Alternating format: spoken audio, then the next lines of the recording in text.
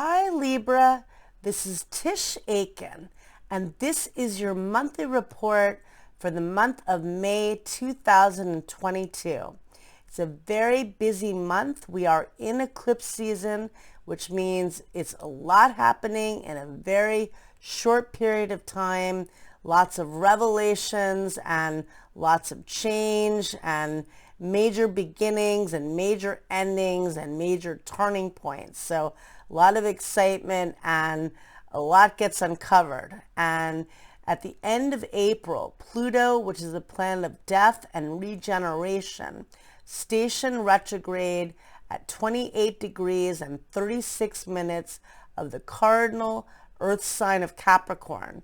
And this occurred in your house of home, family, real estate, and emotional well-being. And you feel the buildup 5 days before and 5 days after. And there could be major changes and, energy in that area of your chart.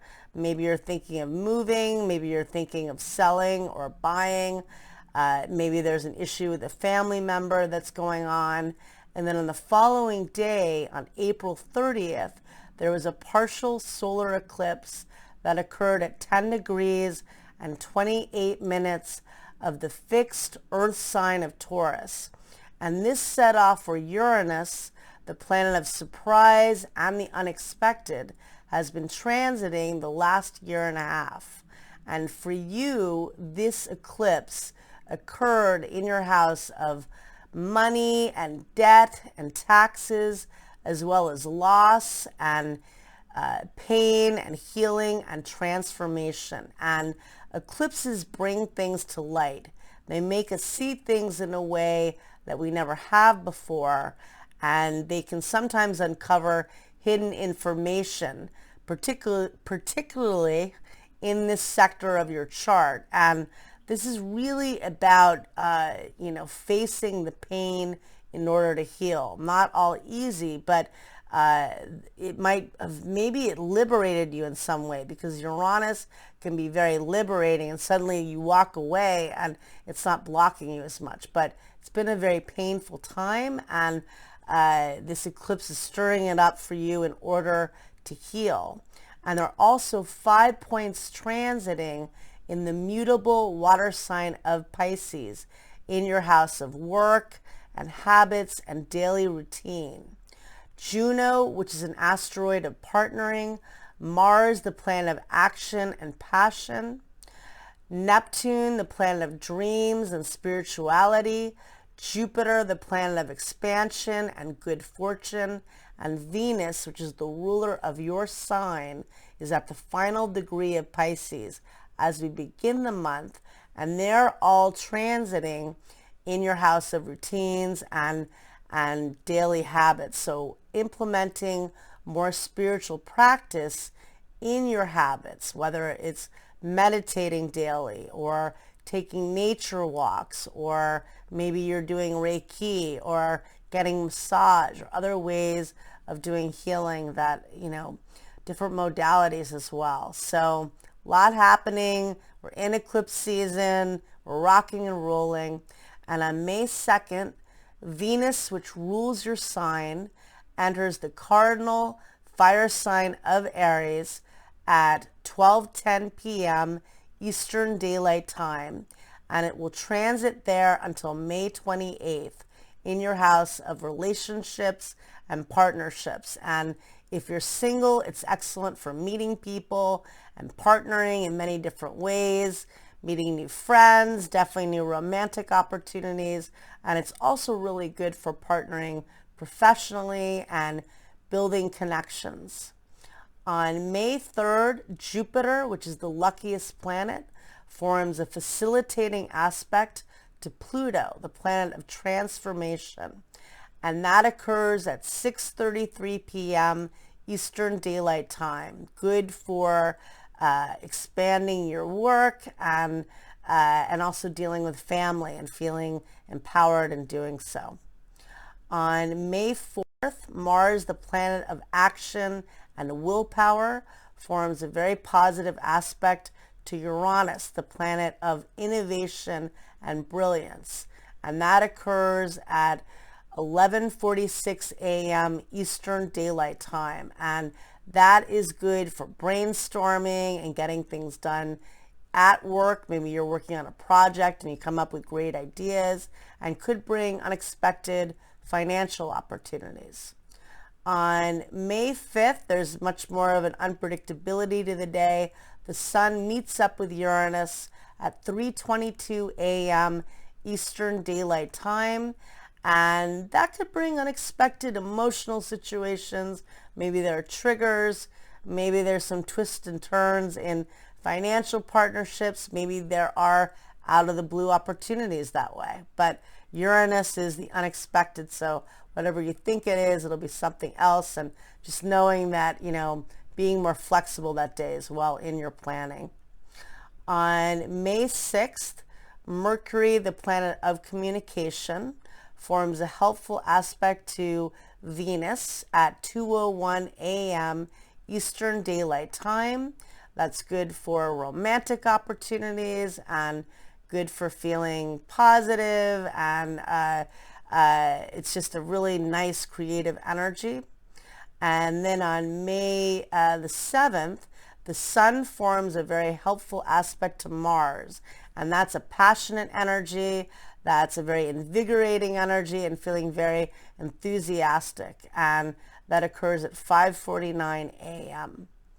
On May 10th, got a lot happening. Mercury, the planet of communication, stations retrograde at 7:47 a.m. Eastern Daylight Time at 4 degrees and 50 minutes of the mutable air sign of Gemini. And for you, it's retrograding initially in your house of belief systems, hope, learning, teaching, promotion, and publicity. It will re-enter Taurus on May 22nd, and it stations direct on June 3rd at 25 degrees of Taurus in your house of money and healing and transformation. So you're dealing with how can you promote yourself more? If you're looking for a job, how do you promote yourself in that way? If you have your own business, how do you publicize yourself? How do you tap into hope through your thoughts and through positive thinking? And then when it re-enters Taurus, how do you do the healing work, the really heavy work of facing your shadow self and the pain and the loss? How do you deal with facing the debt and really diving in deeply in order to heal? So that's the Mercury retrograde story, and that commences on May 10th. And then Jupiter, which is the Grand Benefic, changes signs. That's a big deal. At 7:22 p.m. Eastern Daylight Time, and it enters the Cardinal Fire sign of Aries, where it will transit until October 28th in your house of partnerships and relationships. And that is phenomenal. Jupiter does love being in the sign of Pisces, but in Aries, it's expanding through having courage and passion, and it's expanding your relationships in so many ways. However you want to magnetize good fortune and open up doors in that area of your life. So I think you're really going to enjoy that cycle. You are the sign of relationships. So many opportunities to connect and partner with others in so many exciting ways. And on May 15th, that's a huge day. It's the day of a total lunar eclipse. And early that day, Venus meets up with Chiron, the wounded healer, at 8:13 a.m. Eastern Daylight Time. And that's good for bringing light to healing around love and vulnerability around love. And then the sun squares Saturn at 2:49 p.m. Eastern Daylight Time.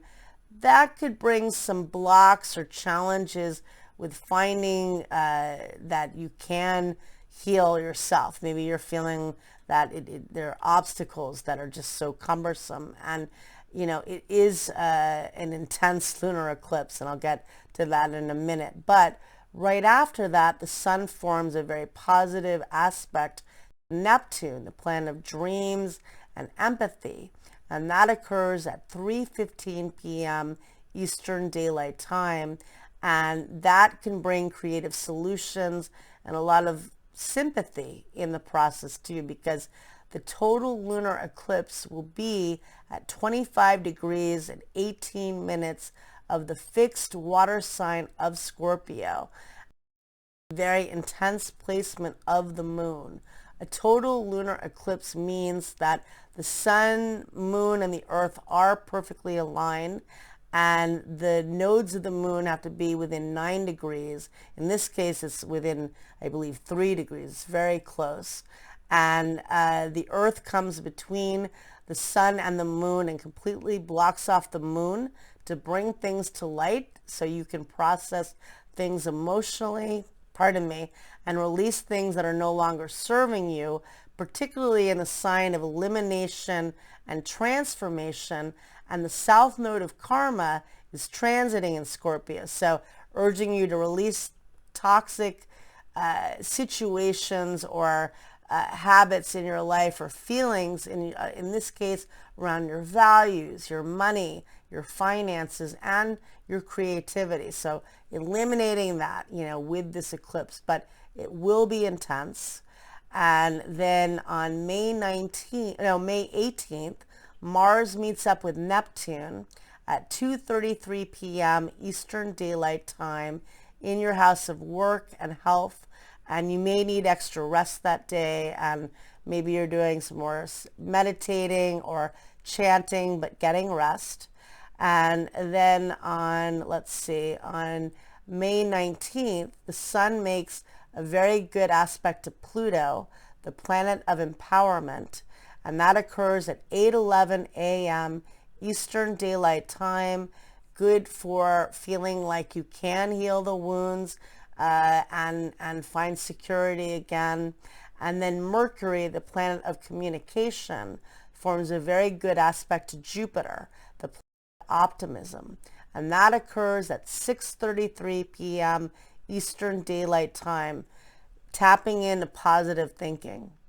On May 20th, the sun changes signs and enters the mutable air sign of Gemini at 9:23 p.m. Eastern Daylight Time, transiting in your house of hope and manifesting, where it will be until June 21st, and that brings light to that area for you.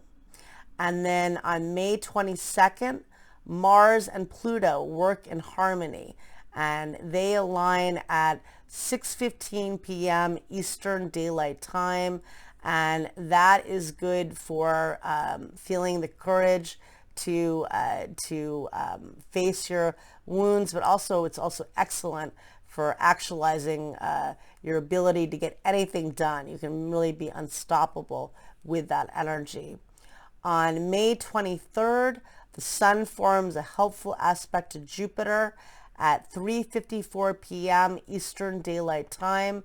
That's a very optimistic energy, feeling hopeful. And then Mercury forms a good aspect to Mars, the planet of passion, at 11:27 p.m. Eastern Daylight Time. That could be good for getting research done and just feeling like you can get a lot accomplished. On May 24th, we've got Venus, which rules your sign. Venus forms a good aspect to Saturn at 7 o'clock a.m. Eastern Daylight Time, and that could be good for relationship opportunities and good for romance for you. And then later that day, Mars, the planet of action and passion and drive, enters the Cardinal Fire sign of Aries at 7:17 p.m. Eastern Daylight Time, where it will transit until July 5th. And it's transiting in your house of relationships and partnerships. So a lot of focus on that area of your chart as we get towards the end of the month. And Mars is where the action is. So we've got Jupiter opening doors, we've got Venus bringing love, and we've got, it changes signs right after, but And Mars is there for a while, really bringing energy in that area. On May 28th, Venus changes signs. No, before that actually, on May 27th, Venus forms a challenging aspect to Pluto, the planet of death and rebirth, at 2:29 a.m. Eastern Daylight Time. That could bring power struggles, that could bring breakups. So lay low with that energy. Try to do some purging if you can, and healing work and shadow work, but not dealing with confrontations. On May 29th, Mars and Jupiter meet up at 6:31 a.m. Eastern Daylight Time. That's an aspect of good fortune, and that occurs in your house of relationships, really hopeful energy. And then on May 30th, there is a new moon that takes place at 7:30 a.m. Eastern Daylight Time, and that occurs in your house of hope and optimism at 9 degrees and 3 minutes of the mutable air sign of Gemini. And the new moon is always a time of setting intentions and planting new seeds. And that's going to be a good new moon for you for tapping into hope. Again, in the middle of the month, that total lunar eclipse is going to be very heavy. The nodes of the moon are very close, adding a much more intense level to the eclipse. The closer they are, the more dramatic it is. And, it's just bringing things to light that you need to feel in order to heal. So I wish you luck, and thank you very much.